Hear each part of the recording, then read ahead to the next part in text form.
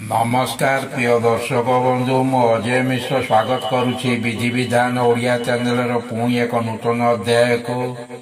दर्शक बंधु किसी व्यक्ति पाखे पहाड़ परी धन थाए तो किसी व्यक्ति को दुई बेला निज पेट चाखंड अक्लांत परिश्रम करने को पड़ी था।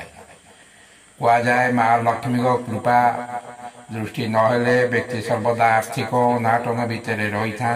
आज यही भिडियोटी अंकशास्त्र अनुसार एभली एक जंत्र संबंध में जाना जो जंत्रर प्रयोग आम विपुल धन संपत्तिर अधिकारी हो पार। भिडियोटी को निश्चय शेष पर्यंत देखिले आपण समस्त प्रकार तथ्य पाइपर। भिडियोटी को आरंभ करने पूर्व कही रखी कि दर्शक बंधु जदि आपण एपर्यंत भी मोर ये चैनल टी को सब्सक्राइब करना तेरे दयाकोरी चैनल टी को सब्सक्राइब कर दिंतु। पाखे बेल आइकन को क्लिक कर दिंतु। फल मु अपलोड कर समस्त शिक्षणीय वीडियो नोटिफिकेशन आपण सर्वप्रथमे पाइपर। एवं वीडियोटी भल लगे लाइक शेयर कमेंट निश्चय करेंगे। दर्शक बंधु अंकशास्त्र हेउची ज्योतिष शास्त्र गोटे अंश विशेष। एथिरे नंबर को नहीं विचार आलोचना करा जाउतिबारु याको न्यूमरोलॉजी कहा जाय थाए। एस्ट्रोलॉजी एवं न्यूमरोलॉजी गोटे मुद्रार दुईटी पार्श्व। आपण विश्वासर सहित यही उपायटी को करी देखंतु। निश्चय एथिरे 100% कृतकार्य हेबे। आपण यही जंत्र को सप्ताहर गुरुवार दिन को छाड़ी अन्य जेकोसी बारे निजे जो सेज उपरे शोथांती से सेज उपरे बसी ये यंत्रटी को प्रस्तुत करेंगे। एथिपाई आवश्यक होता है गोटे भुजपत्र जहाँ कि आपण पूजा सामग्री दुकान रु पाइबे।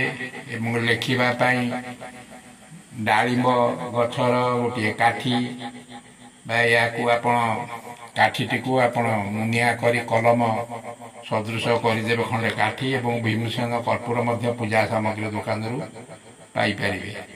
प्रथमे भीमसेन कर्पूर को जलाई कौन एक धातव पात्र कला संग्रह कर नियंतु। यही कला को राशि तेल रे गोलाई गोटे पेस्ट कर नियंतु। तापरे निज शोइबा सेज उपरे बसी स्क्रीन रे देखा जाउथिबा बड़ी जंत्रटीए प्रस्तुत करंतु। ए जंत्रटी को मु याकू आपण एही परी गार पकाइबे। गार पकाई यही अंक गुडी को आपण जो गार पकाइबे बा अंक गुडी को लिखिबे। आपण जे कोनसी भाषा रे लिखि परिबे। आपण जानिथिबा भाषा रे ओडिया हिंदी इंग्लिश तमिल तेलुगु बंगला आपण को भाषा रे आपण लिखि परिबे।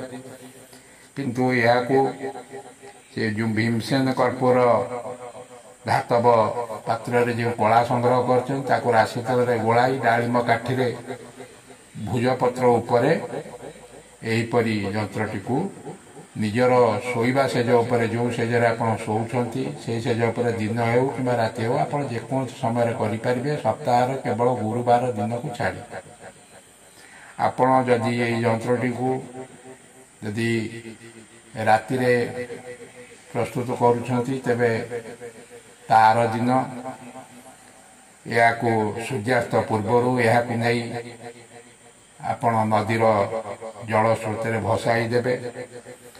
नाई जदि आपण सका बेला बा दिन बेला करुछंती तेबे आपण या सूर्यास्त पूर्वर